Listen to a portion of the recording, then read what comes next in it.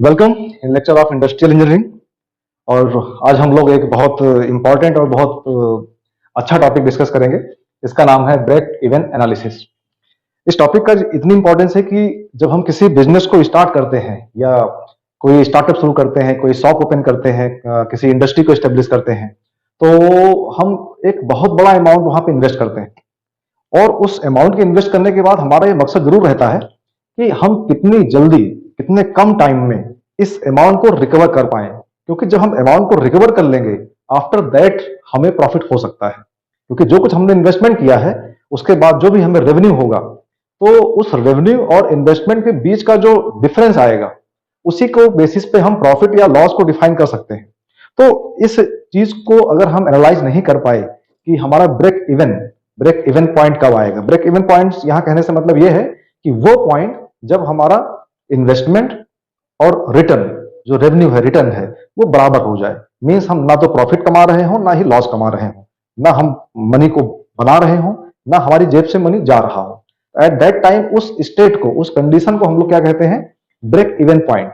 तो जब इसको हम लोग डिसाइड कर पाते हैं कि ब्रेक इवन पॉइंट कब आएगा, कितना क्वांटिटी सेल करने के बाद आएगा, तो ऑन दैट बेसिस हम अपने फ्यूचर को प्लान कर पाते हैं, अपने इन्वेस्टमेंट को प्लान कर पाते हैं, अपनी जो भी हमारी कैपेसिटीज हैं उनको प्रॉपरली उस डायरेक्शन में मैनेज करते हैं।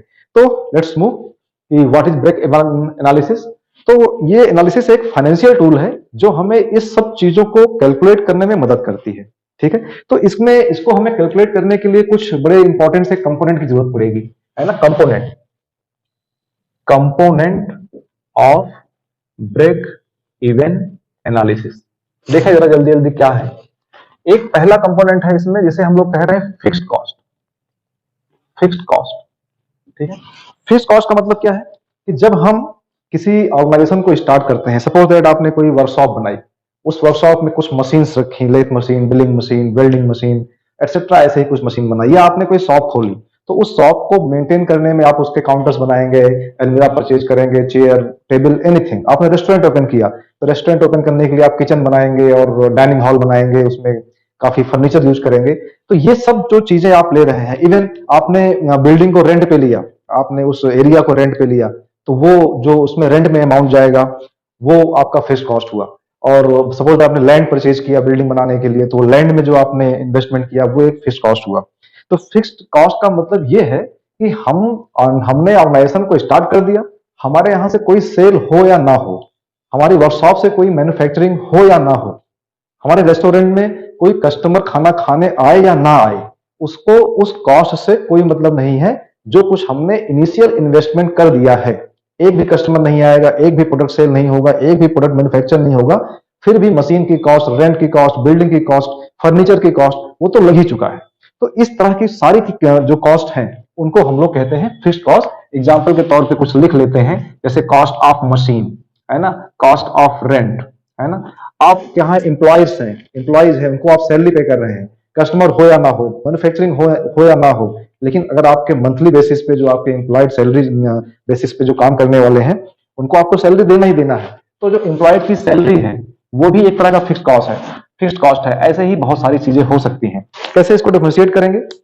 ये वो कॉस्ट नहीं है जो हमारे किसी प्रोडक्ट की मैन्युफैक्चरिंग या उसकी सेल पे डिपेंड कर रहा है, ठीक है ना। हम सेल करें ना करें, मैन्युफैक्चरिंग करें ना करें, ये फिक्स रहेगा। तो इसी को कह रहे हैं fixed cost.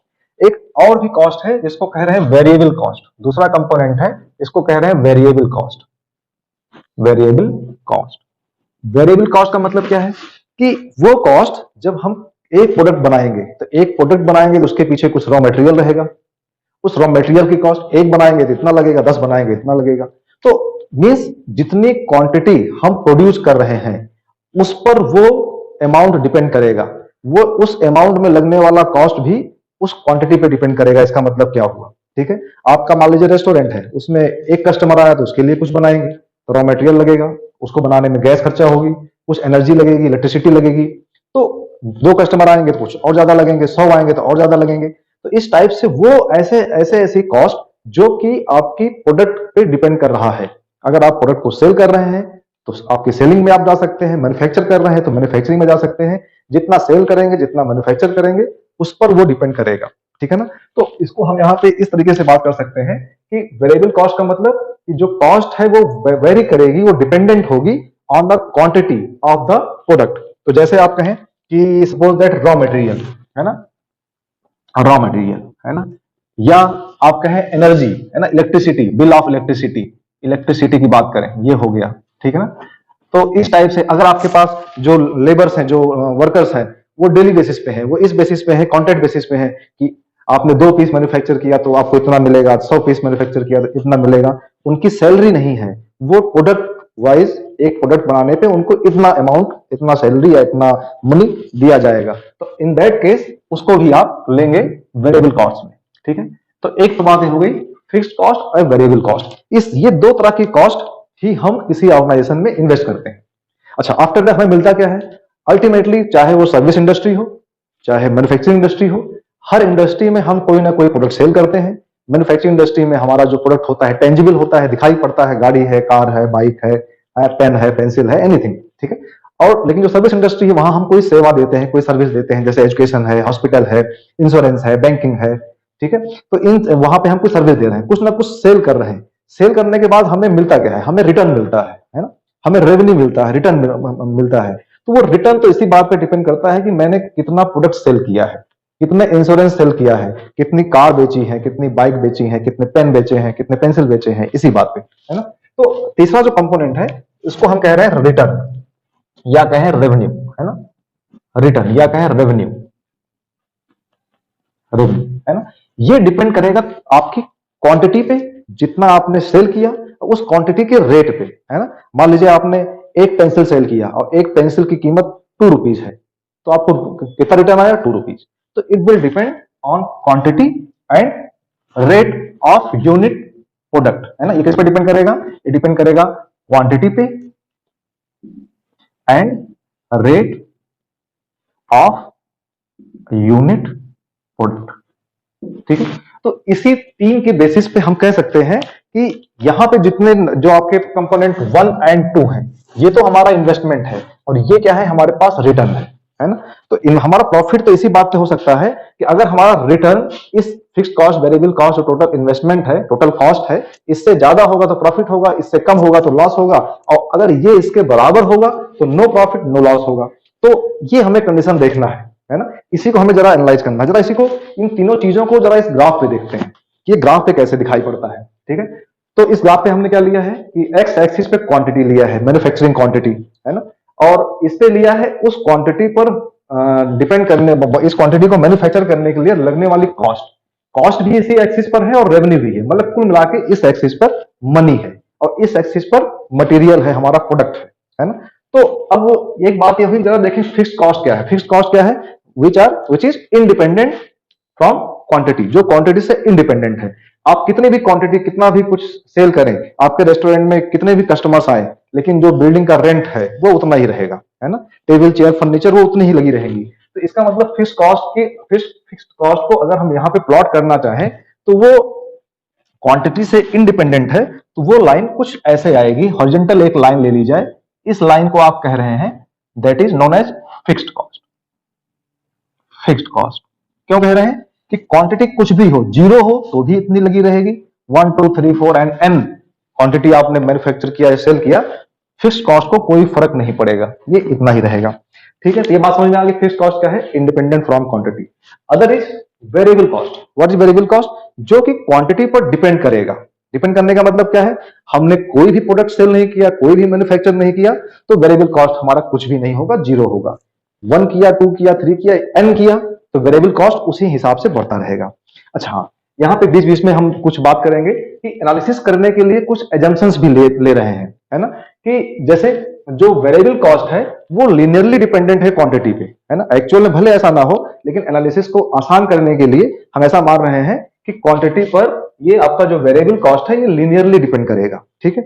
It means straight line. Linear होने का मतलब क्या है, अगर हम कर्व प्लॉट करेंगे तो एक्सपोनेंशियल, पैराबोलिक ऐसा कुछ नहीं आएगा, यहाँ पे एक linear straight line curve, straight line आनी चाहिए, ठीक है। क्या देखें कैसे आएगी स्ट्रेट लाइन। आपने कहा कि वेरिएबल कॉस्ट क्वांटिटी पर डिपेंड करता है, अगर क्वांटिटी हमने मैन्युफैक्चर नहीं किया, सेल नहीं किया, तो वेरिएबल कॉस्ट क्या होगी जी, वेरिएबल कॉस्ट क्या होगी, it will be zero.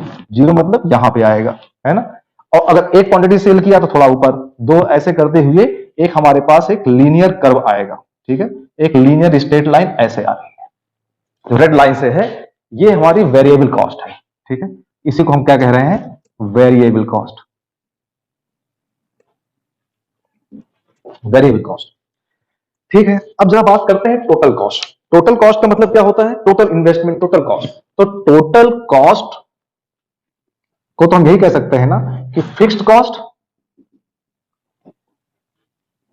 Plus variable cost.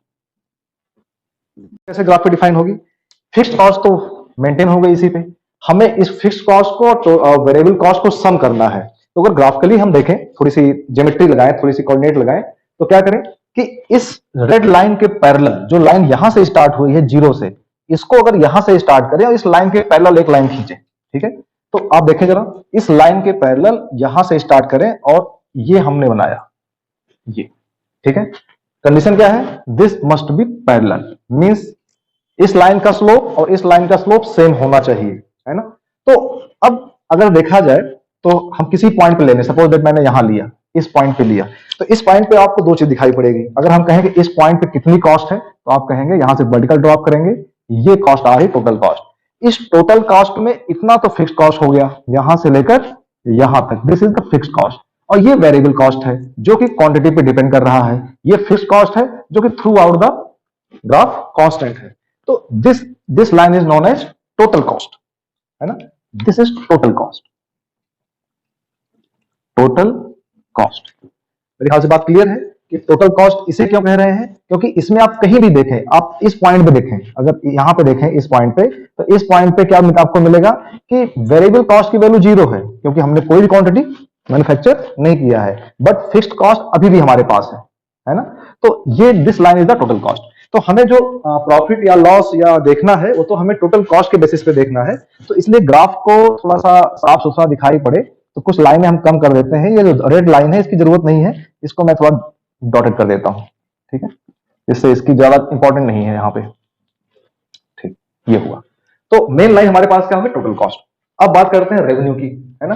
Revenue means क्या है, रिटर्न, कितना हमें पैसा वापस आ रहा है। हमने क्वांटिटी बनाई, एन क्वांटिटी बनाई, उसको सेल किया, एक क्वांटिटी का, एक प्रोडक्ट का रेट आर था, मान लीजिए एक्स रुपीज था, हमने एन प्रोडक्ट्स कहते हैं सेल किया, तो एन इंटू एक्स टोटल हमें रेवेन्यू मिला, है ना। ये डिपेंड करेगा क्वांटिटी पे, अगर जीरो प्रोडक्ट सेल करेंगे कुछ भी नहीं मिलेगा, क्वांटिटी बढ़ाते जाएंगे रेवेन्यू बढ़ता जाएगा, ठीक है। तो जो रेवेन्यू की लाइन होगी वो भी स्ट्रेट लाइन होगी, क्योंकि डिपेंड कर रही है क्वांटिटी पे। और एक एजम्पशन यहां ये भी लिया जा रहा है कि हम जितने भी प्रोडक्ट सेल करेंगे वो सेम रेट पे सेल करेंगे।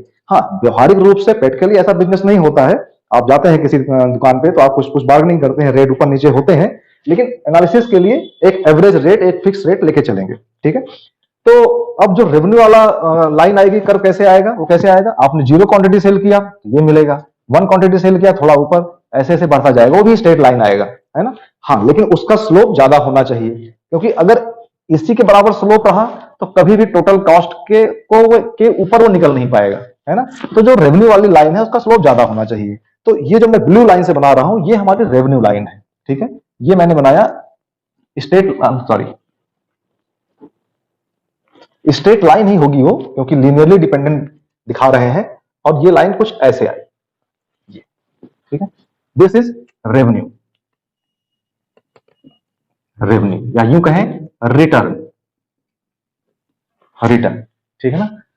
तो अब जरा देखा जाए, यहां पे जो हमारे पास रेवेन्यू है, रेवेन्यू लाइन है, वो टोटल कॉस्ट लाइन को इस पॉइंट पे कट कर रहा है, इंटरसेक्ट कर रहा है। देखिए इस पॉइंट पे ये इंटरसेक्ट कर रहा है, इसी पॉइंट को हम लोग कह रहे हैं break even point. This point is known as break even point, ठीक है। जरा गौर से देखिए, अगर इस पॉइंट के ऊपर देखा जाए, इस रेंज में देखा जाए, इस रेंज में आप कहीं भी देखेंगे, जैसे सपोज दैट मैंने यहां लिया, यहां क्या दिख रहा है, रेवेन्यू हायर लेवल पे है और टोटल कॉस्ट लेस लेवल पे है। इट मींस यहां पे प्रॉफिट दिखाई पड़ रहा है, रेवेन्यू ज्यादा है, टोटल कॉस्ट कम है।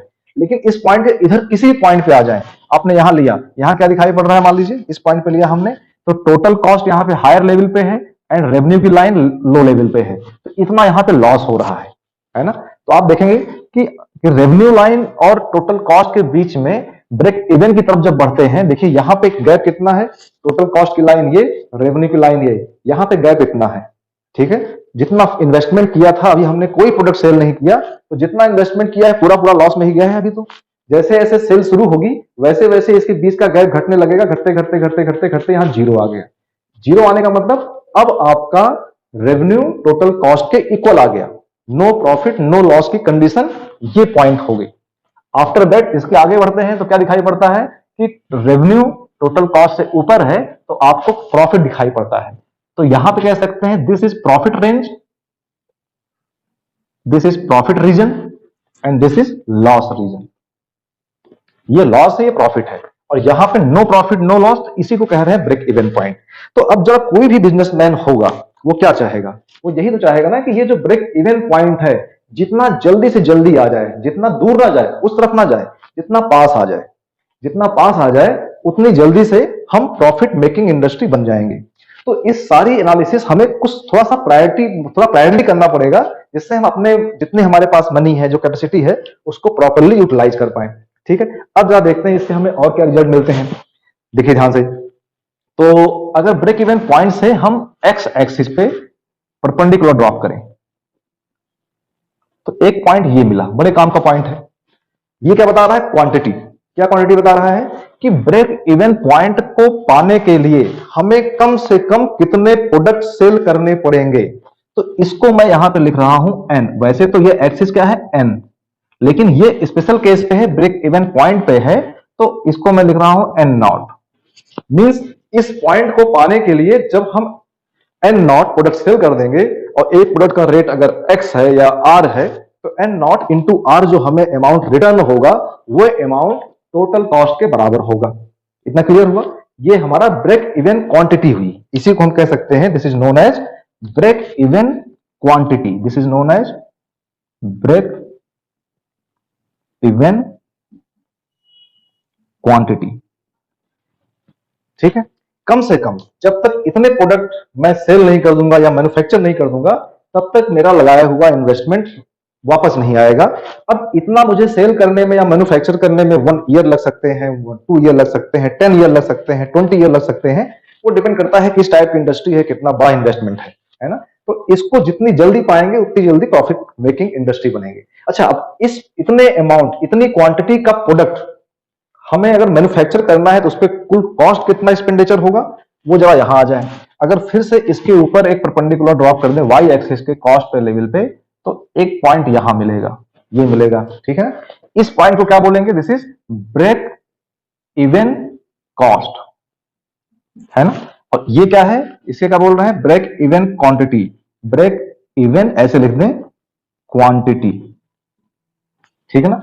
तो इतनी क्वांटिटी को मैन्युफैक्चर या सेल करने के लिए इतना पैसा लगाना पड़ेगा, इतना पैसा लगाना पड़ेगा। इस पैसे में इतना तो यहां तक तो फिक्स्ड कॉस्ट है, इतना वेरिएबल कॉस्ट है, तो फिक्स्ड कॉस्ट और वेरिएबल कॉस्ट इतना हमें लगाना पड़ेगा। तो इस हिसाब से देखा जाए तो हम इसी को कह रहे हैं ब्रेक इवन एनालिसिस। अभी कुछ देखते हैं, कुछ फॉर्मूले बेस पे भी आते हैं।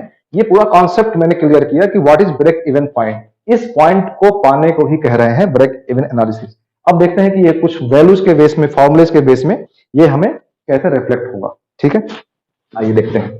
ठीक, तो सपोज दैट हम कुछ टर्म्स लेंगे।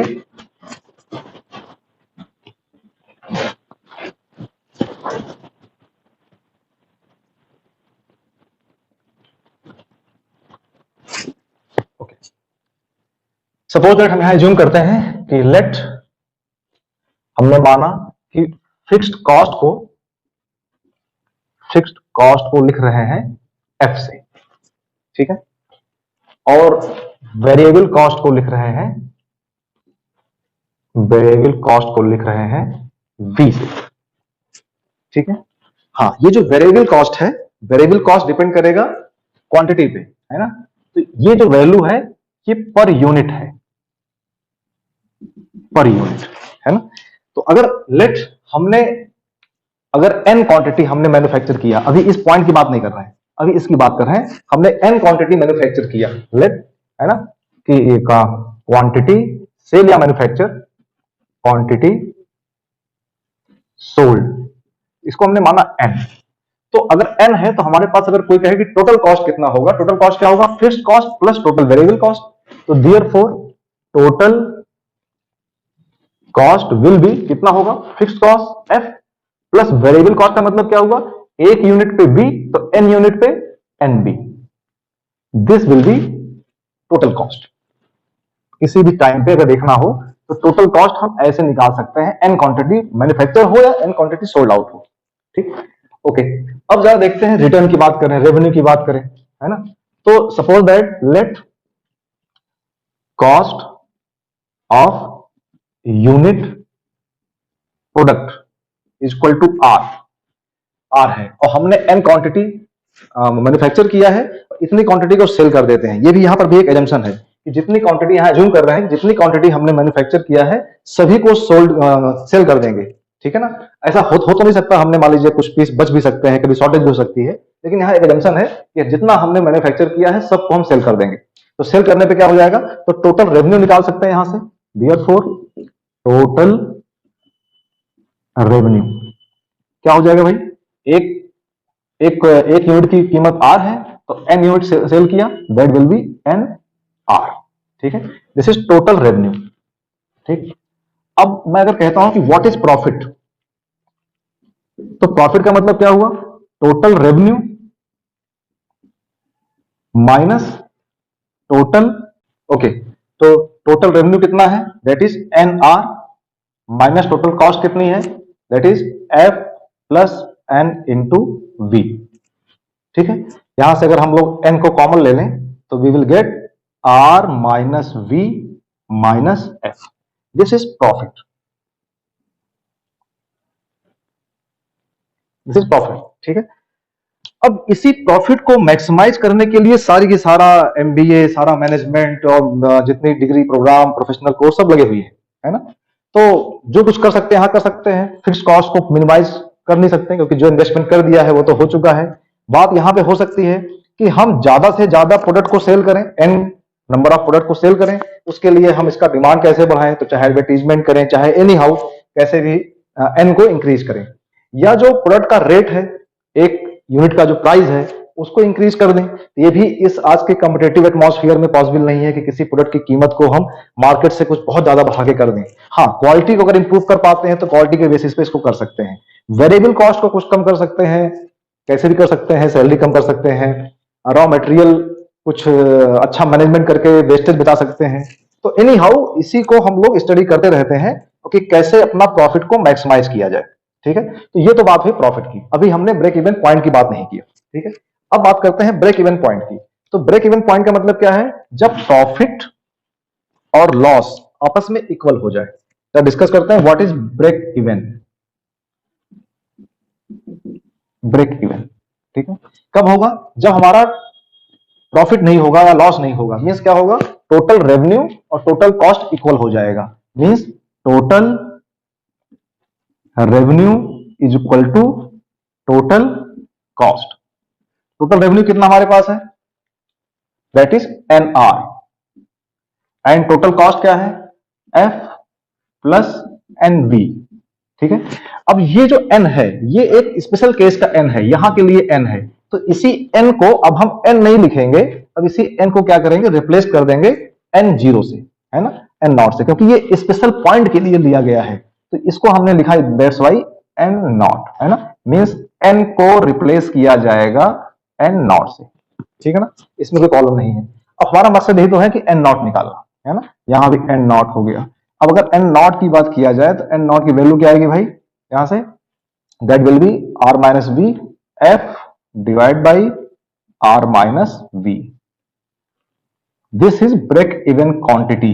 इतनी क्वांटिटी हम अगर मैन्युफैक्चर करके सेल करते हैं या खरीद कर बेच देते हैं, अगर हमारी शॉप है तो हमें ब्रेक इवन पॉइंट मिल जाएगा, ठीक है ना। तो ये क्वांटिटी की वैल्यू निकल आई एन। अब बात करते हैं कि ब्रेक इवन कॉस्ट कैसे निकालें, है ना। तो इतनी क्वांटिटी हमें सेल करना है, इतनी क्वांटिटी हमें सेल करना है, तो हमें इस पे कितना इन्वेस्ट करना पड़ेगा, कितना इस पे इन्वेस्ट करना पड़ेगा, तो टोटल कॉस्ट, इतनी क्वांटिटी को सेल करने के लिए या मैन्युफैक्चर के लिए हमें कॉस्ट कितनी इन्वेस्ट करनी पड़ेगी। टोटल कॉस्ट का फॉर्मूला ये है, इतना तो फिक्स्ड कॉस्ट इन्वेस्ट करना पड़ेगा और इतना वेरिएबल कॉस्ट। ये वेरिएबल कॉस्ट अब यहां एन नहीं होगा, क्या हो जाएगा, एन जीरो, है ना। तो ब्रेक इवन कॉस्ट की बात अगर किया जाए, देयरफॉर ब्रेक इवन कॉस्ट, तो आप क्या कहेंगे, इस टोटल कॉस्ट की इक्वेशन में जहां पे n है उसको रिप्लेस कर दें n नॉट से, तो आपका फॉर्मूला आ जाएगा f plus n naught into V. This will be f plus n naught की वैल्यू क्या है, f into V upon r minus V. ठीक है, मेरे ख्याल से कहीं कैलकुलेशन मिस्टेक नहीं हो रही है, अगर हो रही होगी तो प्लीज देख लीजिएगा। इसे हम कह रहे हैं break even cost. Break even cost, तो ब्रेक इवन पॉइंट को पाने के लिए इतनी क्वांटिटी मैन्युफैक्चर करनी पड़ेगी, एंड नॉट क्वांटिटी मैन्युफैक्चर करनी पड़ेगी, और इतनी क्वांटिटी मैन्युफैक्चर करने के लिए हमारे पास इतनी पूंजी होनी चाहिए, है ना। इतनी पूंजी में क्या है, दिस इज फिक्स्ड कॉस्ट और दिस इज वेरिएबल कॉस्ट, है ना। तो ये वेरिएबल कॉस्ट मिला के ये आपका आ गया। तो यही हमारे पास, ये इसी को कह रहे हैं ब्रेक इवन एनालिसिस। तो अभी अगर कुछ मन में सोचें, ऐसे ही कुछ एज्यूम करें कि एक छोटी सी शॉप खोल रहे हैं, कुछ कर रहे हैं, तो जब तक इस एनालिसिस को कंप्लीटली समझ नहीं लेंगे तब तक वो प्रॉफिट कब होगा, कितने एफर्ट के बाद होगा, कितने इन्वेस्टमेंट के बाद होगा, ये हम कैलकुलेट नहीं कर पाएंगे। तो मुझे लगता है कि ब्रेक इवन एनालिसिस की थोड़ी बहुत बात जो मैं बता पाया आपको समझ में आई होगी। तो फिर से अगर आपको ठीक लगा हो, कुछ काम का लगा हो, तो please like and share. Thank you so much, best wishes.